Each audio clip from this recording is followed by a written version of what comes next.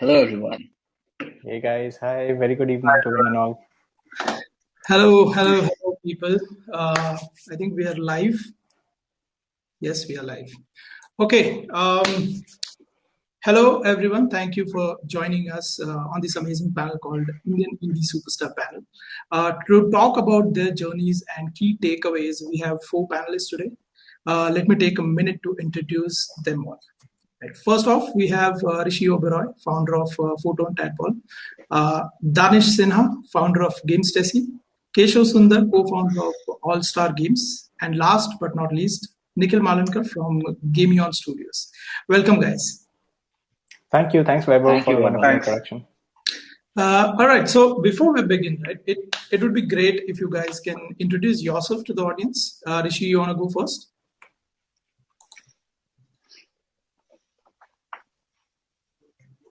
Rishi, I think you're mute.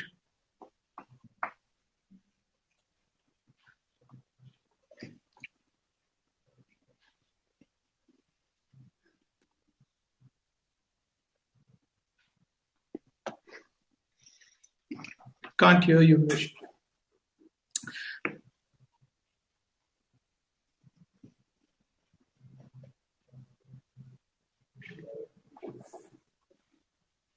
Let's wait till Rishi connects the audio. Okay. Anyone else want to start?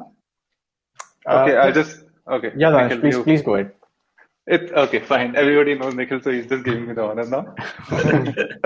So hi, I'm Danish, and I'm the founder of GameStacy. And at GameStacy, we are actually building a social games platform.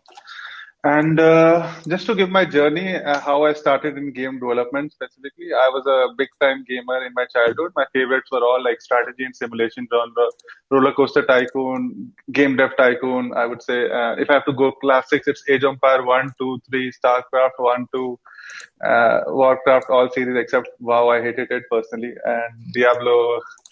And I just loved strategy games. I never imagined to start a gaming company, to be honest. I was always like, only I wish I could enter the gaming company, like as a programmer or as a designer. And this was just like a wish, big time wish. And by the time I actually entered college, I realized that there is something called as an indie developer.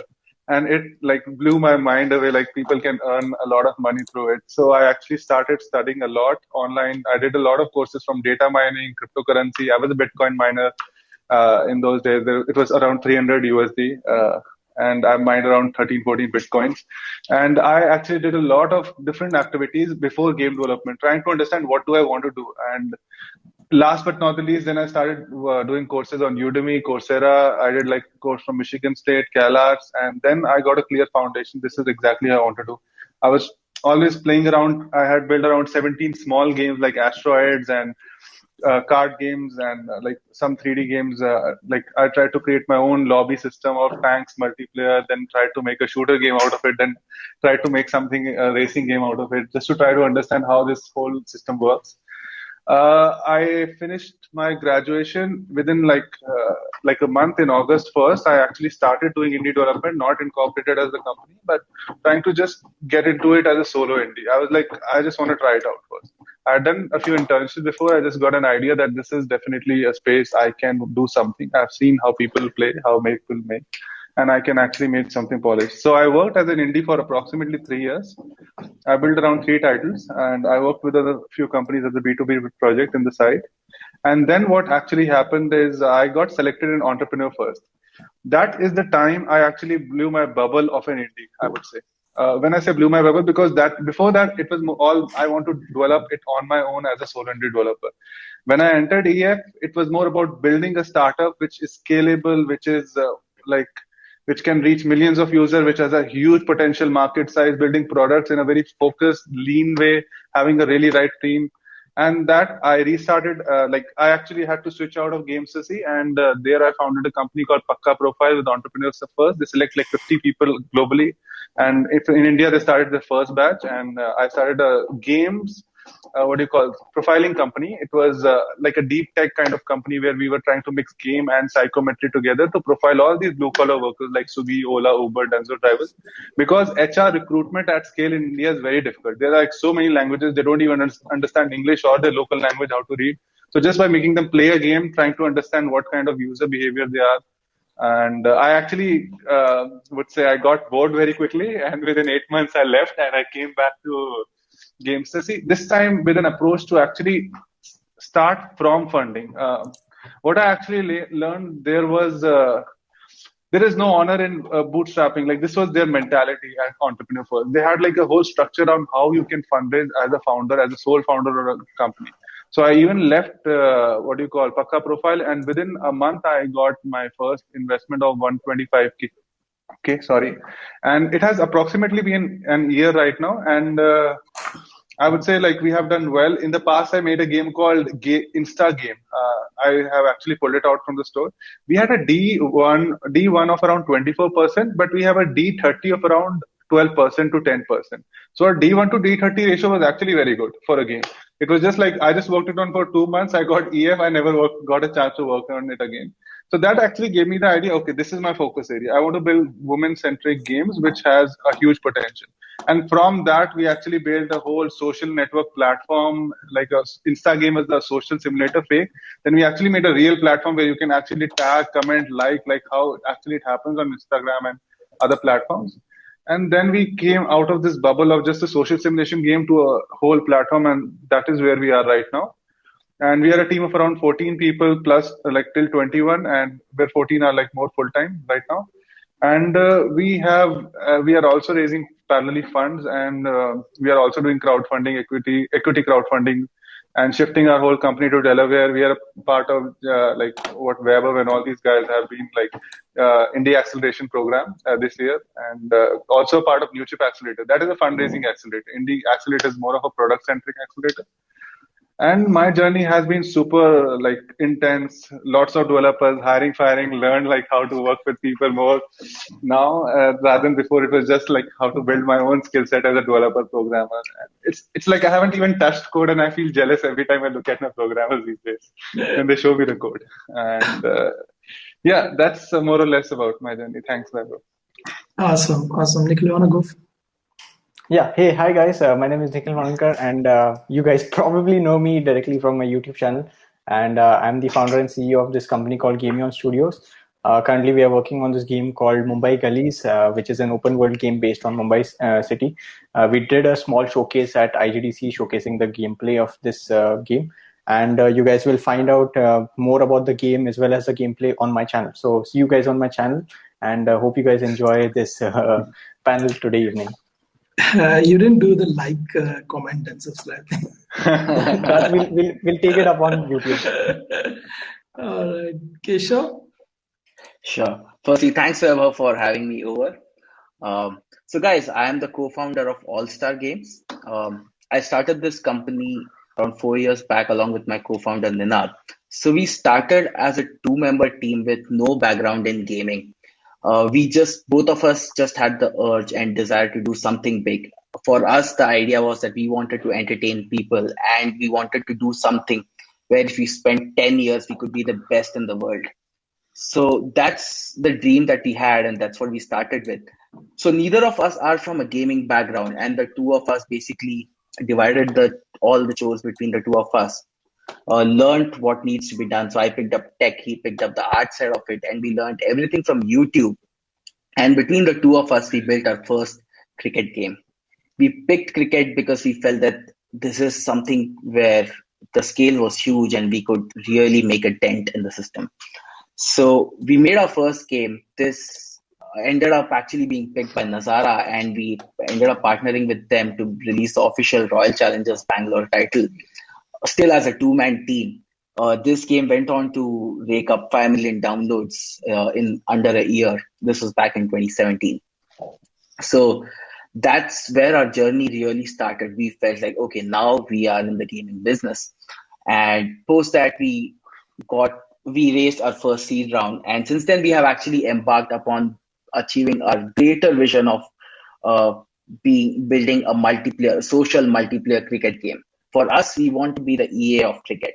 We want to be the best cricket game that exists, and that's what we have been working on. We have been at it for quite some time, but now we are gathering momentum, and that's really what we are focusing on. Cricket. That's all that we are working on at All Star Games right now.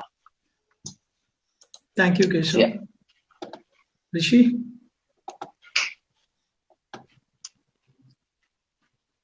Oh, we can't hear you. We still can't hear you.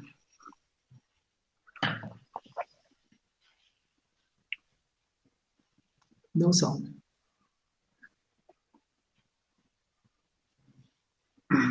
Oh.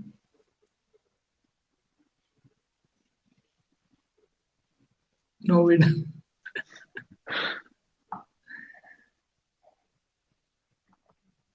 Okay, I think there's some problem with Rishi's machine.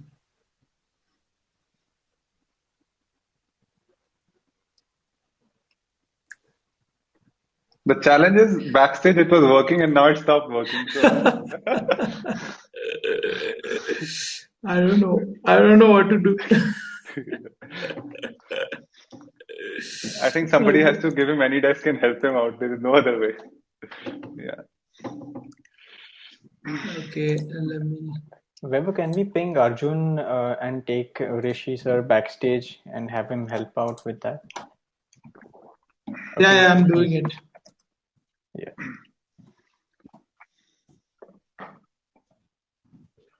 Guys, sorry for the interruption. We are facing a small technical snag. Maybe audio permission browser is revoked. Yeah, we have informed the team. Let's just continue with few things that I wanted to talk about. Right, like this panel is not basically the proper indie lifestyle. Right, this is more of the business around independent game development scenario. Right, you guys have grown from an indie Yes. way of working. So just to touch base on this, Nikhil and Keshav, you guys like Keshav have been raising fund since past 2 years, right? But Nikhil, you recently raised some money, right? How was both of you guys? How was the transition? Because Keshav, you mentioned that you were only 2 people working on that cricket game, and then Right. suddenly there is funding, and then you have to do a lot of things, right? So how was the transition? What exactly changes for an indie team when something like this happens? So I think the first thing that really changes that you are not expecting is the fact that you no longer do the kind of work that you used to do. So you are now required to do all the things, like right from hiring people, training them, giving out salaries and all of that, like managing the office, all of those things. So all the time that you had earlier to like actually design the game and make the game, no, you can't do that anymore. You have to trust the people that you have hired onto your team to really execute what your vision is. I think that is the biggest change once you raise the fund, because now you are answerable to people who gave you the money, and now you have a team that is supposed to really execute what your vision is. So bridging the gap is what we have to go after. Yeah, for me, it's been a very positive experience, primarily because, you see all these individual investors investing in you and believing in your idea. And the entire fundraise process is also extremely beautiful, where you get to know your own company in a much more meaningful way than something what you could have never, otherwise realized, because you are suddenly required to make these projection sheets, working extensively on Excel sheets and all. Then you are required to hire new people. I think that's just a wonderful way of, looking at this baby that you gave birth to, and making sure that the baby is being taken care of by the right set of people. I think it's been a wonderful journey so far, and the investors at Mumbai Angels are extremely helpful as well, because some of them are available to you at literally any time of the day, and that I think is just wonderful. And some of them are proper gamers as well, So it's not just that Mumbai, we got funded by Mumbai Angels, so they're not really passionate about games. Some of the investors are extremely passionate about games, and that I think is just the right way to go. It's to surround yourself with the right set of people, and everything else that Keshav mentioned, it's great. And I've started to enjoy that process. I've started to enjoy trusting people with their strengths, and also kind of enjoying my bit of the limelight also, you could say, because I'm also on YouTube. So it's a fun journey for me to showcase this narrative of me having nothing and now making something out of that nothing. I remember this one quote that my ex-boss, Sanjay sir, had put up on his WhatsApp: start from nothing and stop for nothing. So that's just my narrative right now: start from nothing and stop for nothing. Absolutely. I remember a time back in 2017, we did some coach, which did arrange some coach, to coach a group of companies that we were consulting for, right? So the coach explained the whole this one question in one simple line, and that was, when something like this happens with you, you don't work in the company, you start working on the company, right? That's a major difference, and the transition I think that everybody faces when something like this happens. We have Rishi here. Rishi, do you have the audio? Oh, boy. Oh man.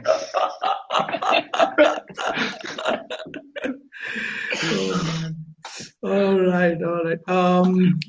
I think they're checking in the background, but we still can't hear you.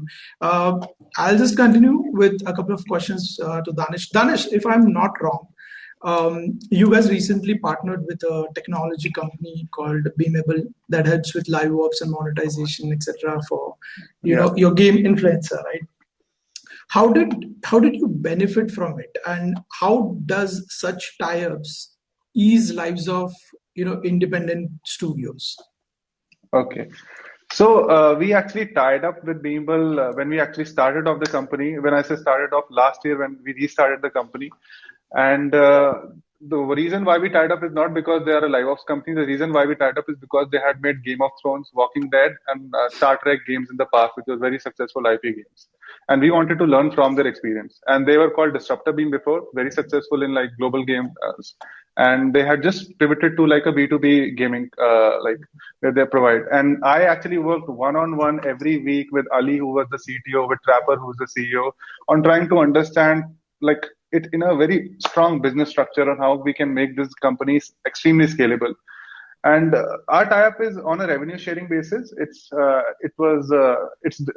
have changed the business model now, and this is less of a live ops tie-up, and this is more of a complete integration on how to really make this product well from the back end to the front end in terms of design thinking. They even share some of their IPs personally to help us understand what are the mistakes they faced and what we can do to make it better. So my objective of tie-ups actually shifted from being an absolute solo developer for 3 years as an indie developer to this kind of personality in which I do aggressive tie-ups with great brands, great people, because I understood the value of it. Like when you get a Kalari to fund you, you understand the value of them also bringing the business expertise they have to help you scale, because you can be good at product, but there are 7 more departments. So I understood the value of tie-up, even with a partner who has already made successful games and now shifted. And recently, Beamable just got a total funding of $10 million, and they just know how to do 90% of the things. And they are even helping us with the fundraising process through equity crowdfunding, like giving us a lot of pro tips on how to structure the conversation, how to structure your pitch decks and everything. So yes, and the live ops part is amazing, because the thing is, once you actually work with a company, when you are trying to build a very scalable platform, like the social game platform, and you're doing it for the first time, you need somebody who has been there, done that. And they are the guys who have been there, done that, and doing it with us and holding our hand. So it actually gives us a lot of free manpower, I would say, expert free manpower on our hand. And that is one strong tie-up we have been. Awesome. Just checking on Rishi again. Nope, I think. Okay, moving on. Now, see, as an indie team, like this might not be the case at this point of time, but there might be two different perspectives for all three of you at this point.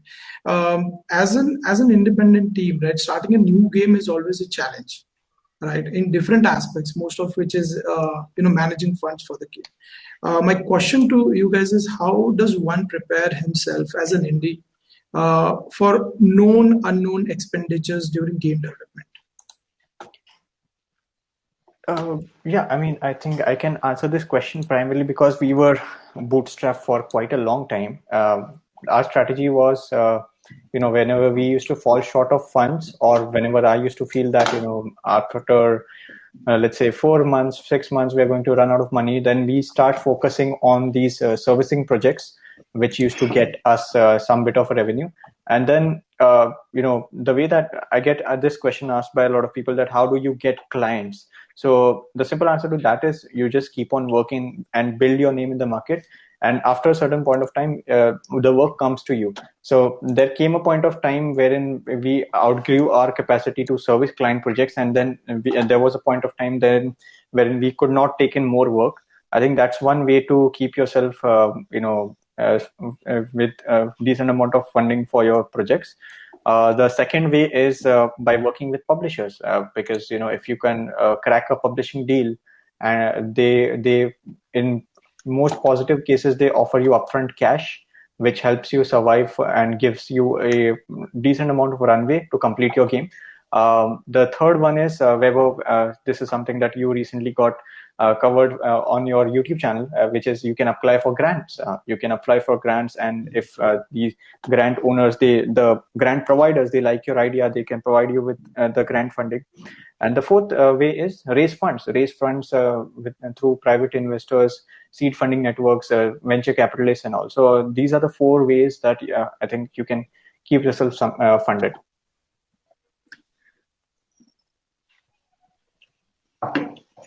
So I think in our journey, we have been fortunate enough to have been able to raise funds from the point where we actually became a three-man team. As long as we were a two-man team, we never really bothered about it because we were just living with our parents. So it was never really a worry for us. Third person onwards, yeah, it became something that we have to now, we have to ensure that we pay people who are working with us. Fortunately for us, we had the funds, but then that also means that we definitely chart out a plan for us. Money is not unlimited. There is a definite fixed timeline within which we have to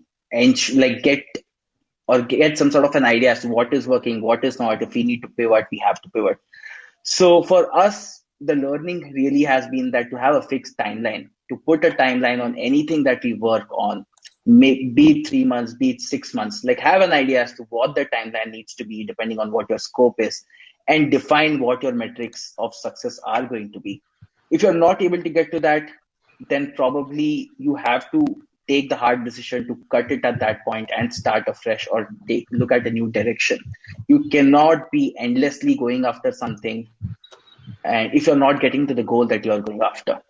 So that has pretty much been it for us. Like we have made this mistake in the past and we have learned from it. So now what we really do is we have a clear timeline as to by this is the time by which we need to really know for a fact that if something is going to work or not.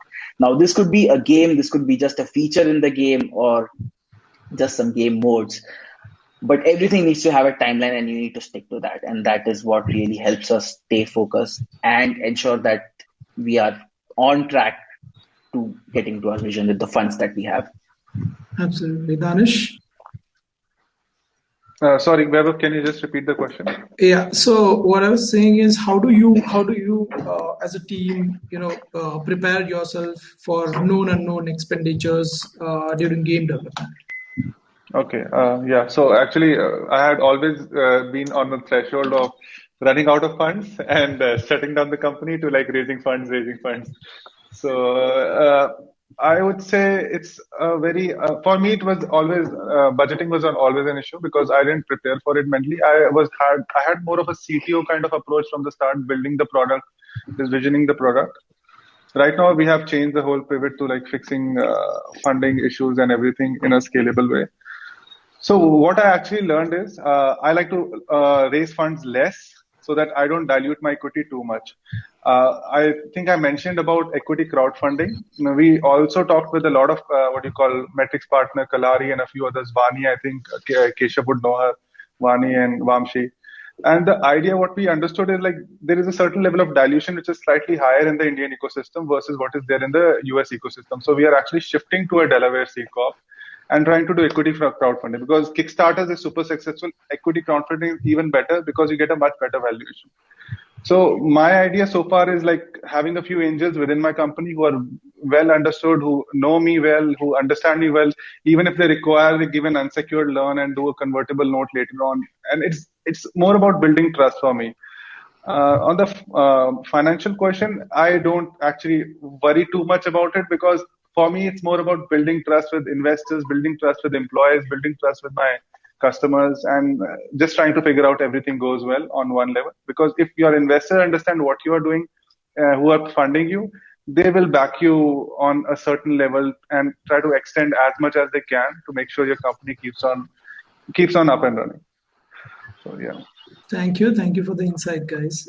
Rishi, are you audible? I'm going to say a few words and see if you hear me. Finally. Oh, yes. The man. Welcome to work from home. All right. Yeah. Okay, now you can ask me all three questions in one shot. Maybe I'll just answer all of them in one sentence. Yeah, just a quick introduction about you, and the second thing that I wanted to talk about was your story is a complete different. You have a different journey altogether, like spending a lot of years at a huge company like India Games, and now literally like killing it with your own games as a leading team. And how was the experience, and what changed for you? Yeah, okay. So basically, you're asking me my full life story. So let me see if I can tell it to you in 5 minutes. Yeah. So my background, what I started to say was 2002 is when I got into gaming. I don't know how much of your audience was, even an adult in 2002, but that's when I joined India Games. I ran the production team there for about 10 years. I did multiple other things besides that. I also ran the international business. And in 2012, 10 years later, we ended up selling it to Disney. And in Disney, I ran the Disney Interactive team for about 3 years before getting out and starting Photon Tadpole. So one thing is we started Photon Tadpole with the concept of creating Indian content for India. And, I love what Nikhil's doing with Mumbai Gullies because, that is what I think will actually really, create a following of user base in India. If you get everything right, that'll be very, very interesting. What even what you're doing with Mukti, right? And congrats on your grant. Hopefully, we can really get we'll get a much deeper user base there. And that's what was the idea. We came from the background where India Games. What happened was we did a really well internationally first, and then our international business went down and India went really high. So when I started Photon Tadpole, the idea was how can we continue to make local Indian content but do it really well for India. Of course, we did a few prototypes, we did a few small games, we got a few award nominations and stuff like that. But then very quickly we shifted on to games for kids because of my background in Disney. Now, when I started, to answer your question, when I started Photon Tadpole, the idea was always that let me build out the prototype, invest in my own money, and then once the prototype is in a very strong position, then we go out and raise funding like what you guys are talking about. And this maybe is a different question, and maybe some of your audience might have a better answer to this, or might sort of relate to it, is that you can never be satisfied with what you've built. So that's the reason I think we didn't end up going to the market. We built our prototypes. We weren't happy with it. I wasn't convinced that this is going to go well. And coming back to one of your other questions, we ended up doing services to keep afloat, right? So it was a combination of doing services in the kid space plus putting in more cash from my end. If you have that luxury, and a lot of time the gray hairs gets you that luxury because you've come from 10 years of a big company and 3 years in a multinational. So I've built out, I have a stockpile of cash which I can afford to put in compared to someone who's just coming out of college or who's just like 2-3 years in this thing. So that's where I decided that I'm going to continue to fund the business wherever it runs out of money because we believe in the plan, right? And even though that meant the plan shifted and the plan changed, I still believed in the changed plan, right? The plan changed from Indian content for the Indian audience, which I still think will work. It's just that we haven't figured it out, to kids games. And when we started doing kids games, we realized that, oh yeah, it works. It works for other people, so let's start doing it for ourselves. But to answer the funding question, we had to continue, like I had to continue to, whenever the cash dried up from our services, I had to make sure that I upped my investment into the company so that we can continue to pay bills and continue to keep afloat. But on top of that, another important thing I think we did, which Weber, you mentioned briefly, was to stay lean. Even today, we are just 7 people. And one important thing that I did learn at Disney and in Indie Games, by the time we exited, we were 300 people, which was very big. Disney also was a very big company, but one thing that we did learn from being a business head and having the P&L on your head is you can't have everything as a fixed cost. You have to think about fixed cost and variable cost. So as much as possible, and I've worked with both you guys, I've tried to see how much can we get done externally so that the cost is variable. When that part of the project gets over, I've spent that money, but I don't have to spend it month on month as a salary to someone else. So that's how we've continued to stay lean. And luckily, we are now at a situation where revenues coming in is enough to keep the fixed cost and any variable cost good. And it's important to even build your technology so that your company stays lean and your costs can remain controllable. I don't know whether that answers all your questions. Yeah, absolutely. I'm just happy that we could hear you, Rishi. Because that's good, right? And also appreciate your efforts to consistently try and be on the panel. Thank you for that too. You can't be successful without persistence. Let's remember that. Very true. A quick question to all of you guys, right? Everybody has, like, on this panel, everyone has their own, one game which they are, nurturing a lot, right? And we've been hearing a lot about metaverse and NFTs recently, right? Do you guys plan to, connect your games with those aspects? Or what are your thoughts on metaverse and NFT? Yeah, I can start if you guys are okay. Sure. Thank you so much. Yeah. So we are actually planning to shift this whole influencer game. We are also renaming it and into a whole metaverse game because we've already built a social platform like Instagram. We have already building a UGC platform where users can create custom games inside the game. More like how your choices create storyline. We are allowing this woman users to create all these kind of cooking, match-3 games, their own custom kinds of levels which they can share and earn money. So we are trying to move in the metaverse direction. The only thing which we are missing is like we started off as a 2D game and it's not a whole 3D immersive environment. So what this influencer is basically like GTA 1 for us. It's like a 2D top-down kind of game. So we haven't reached our Vice City stage yet, but we are actually moving in that direction, I would say. Right now also influencer is like in the internal builds we have started with a virtual currency called Coin, something inspired from Robux, and doing this whole UGC platform where people can actually earn money through making digital content. Because I think everybody can agree here, creating content in games is the most hardest part after live ops. It's like you have to churn content. Like if it's a dress up game, create 10 dresses in the end of the week. And this is like a whole chaos for companies. So we want to start from a whole UGC approach from the start, so that we don't have to worry about it. We just have to worry about user acquisition, building the platform, showcasing them the right kind of games which other creators have created. So yes, definitely. I think the future of gaming in any case is going to be UGC, like from anything. Awesome. Nikhil, are we seeing something in Mumbai gullies? I mean, this is something that is definitely on my mind. I'm just trying to explore this space. Currently, my knowledge in the metaverse space is extremely limited.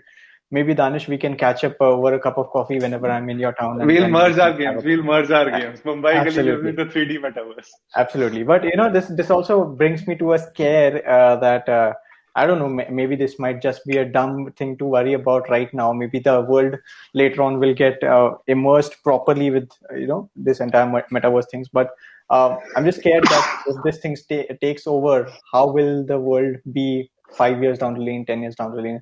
I would most definitely love to embrace it if that happens. If there is no option, then you can also get into Mumbai gullies inside the metaverse. But this is something that I'm not that well read upon, and I think I would love to read more and then comment on that fact. But then, Danish, something that you said about UGC is something that Rishi sir can point out really well, because he's been working on this amazing game, and we were also fortunate enough to have worked on the servicing side of it. So, Rishi sir, could you talk a little bit about that? Sure, yeah. When Facebook announced the whole metaverse thing, I was like, oh, yeah, okay. This just, very frankly, I'll tell you, in the last 20 years, there's so many fads that have come on and off. The only thing that we've actually seen is, yeah, how do we use that fad in what we're selling? How do we use that term? So many people have said, okay, blockchain, yeah, we're also doing blockchain. VR, yeah, we're also doing VR. Why not? But you're right.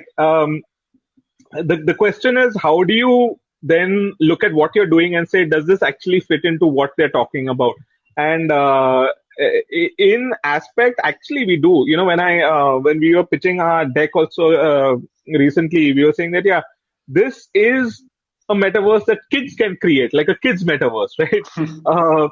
And so just to answer, yes, we are doing a little bit of work on that. If you want to describe the metaverse, however you want to describe it, however you want to put the definition out. In one of the earlier panels, I had heard about, in Lumika only, and Saloni was talking about how NFTs and metaverse and a lot of these points have already existed in other games in the past. It's just that now it's coming out. Yeah, it's coming out and it's being put into the limelight because Facebook talks about it, or Mark Zuckerberg talks about it, or because of whatever else, right? You're putting a name to it, you're putting a definition to it, right? In the end, it comes down to the same thing, right? If the metaverse is a collection of UGC and created content which users are creating, like what's happening in Roblox and what we are planning to do, what we are already doing with our game for kids, and also showcasing it in a VR or a AR environment.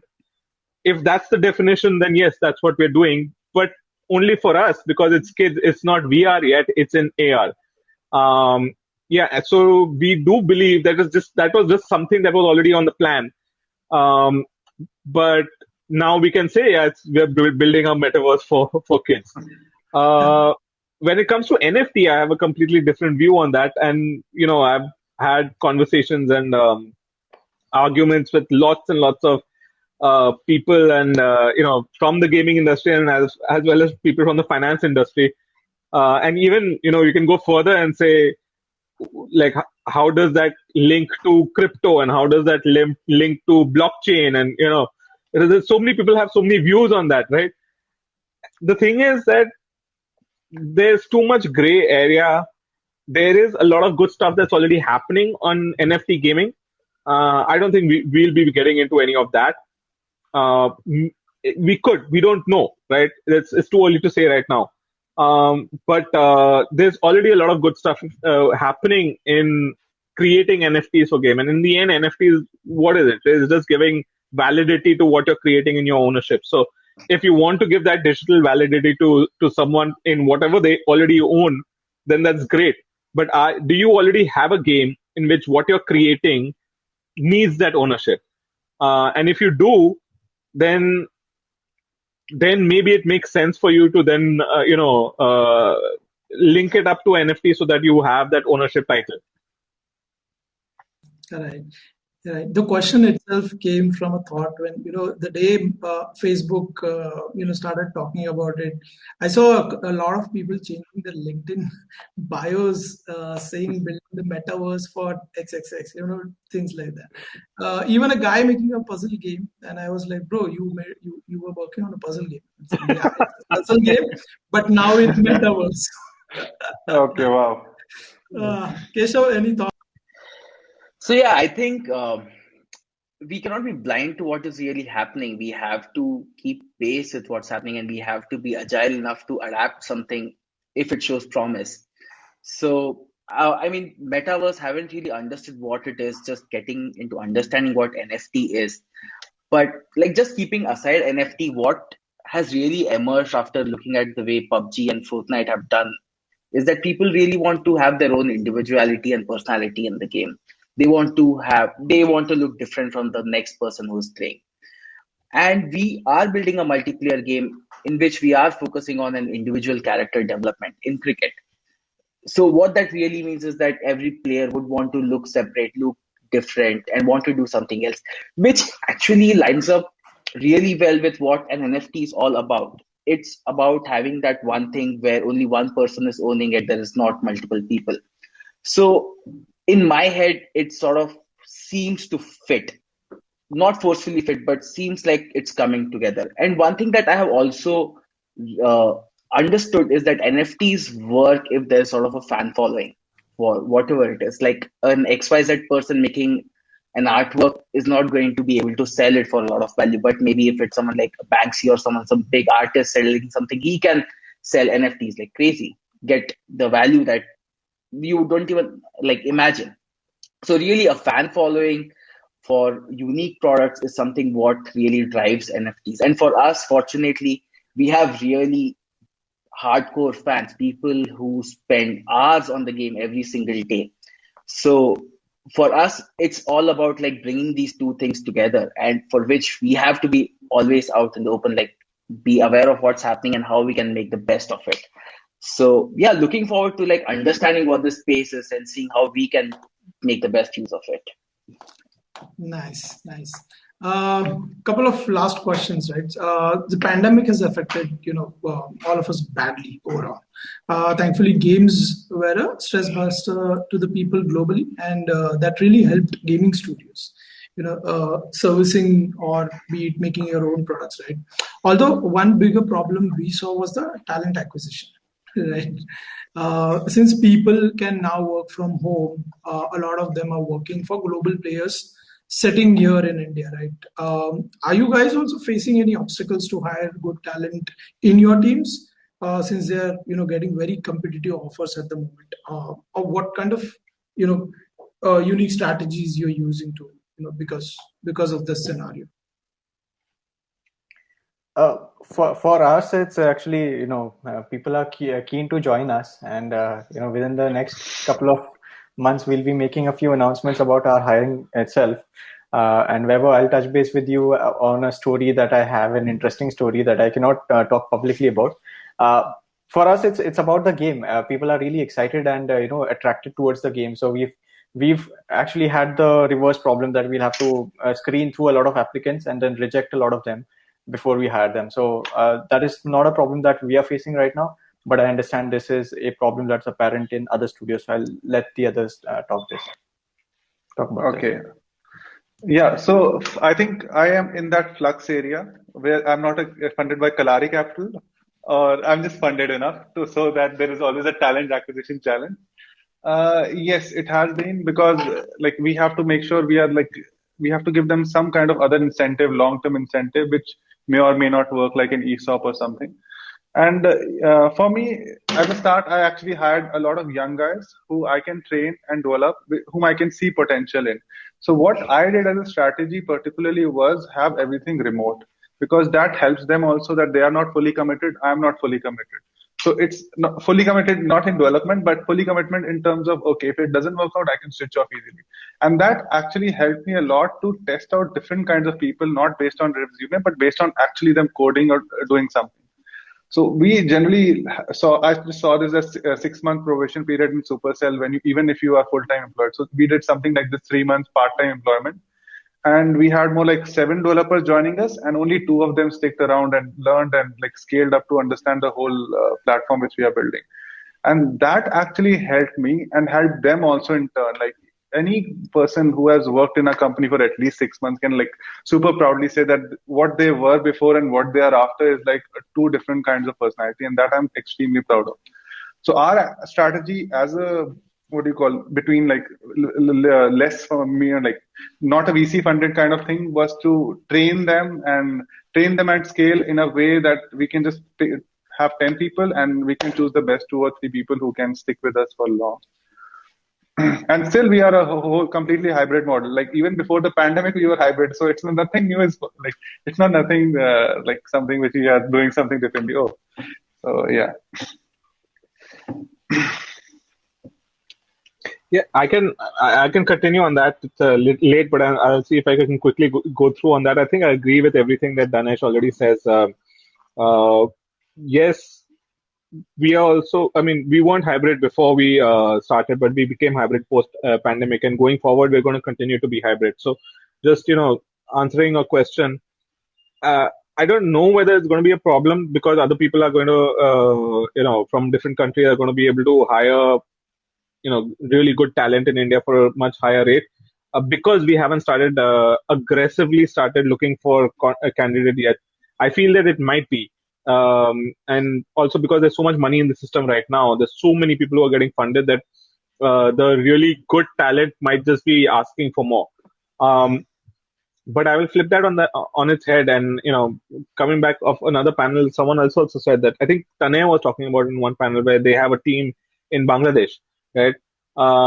Which also means if we are going to continue to be remote and hybrid, that means we are not restricted to having employees only in India either, right? We should be able to have employees anywhere in the world. So, once we start looking to hire big time, then maybe we'll see is it working out or is it not working out.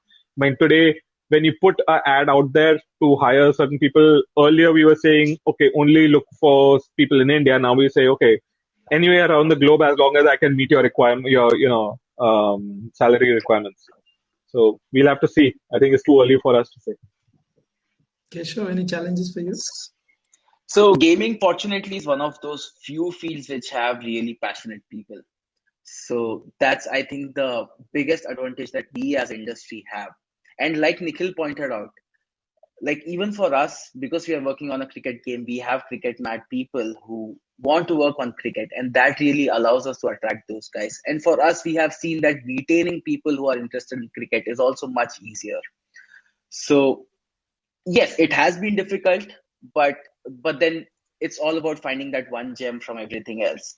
And we have to keep at it always to basically take the quality of the team up. So, in fact, like I'll just take this opportunity. Guys, if there's anyone listening to us and if anyone is interested in cricket and interested in working on a game, please reach out to me at keshav@allstargames.io or just look up All Star Games. You'll find us. All right, guys, time to wrap up. Just want a few words of wisdom from all of you for the people listening to this. Words of wisdom are subscribe to my YouTube channel, and I'll see you over there.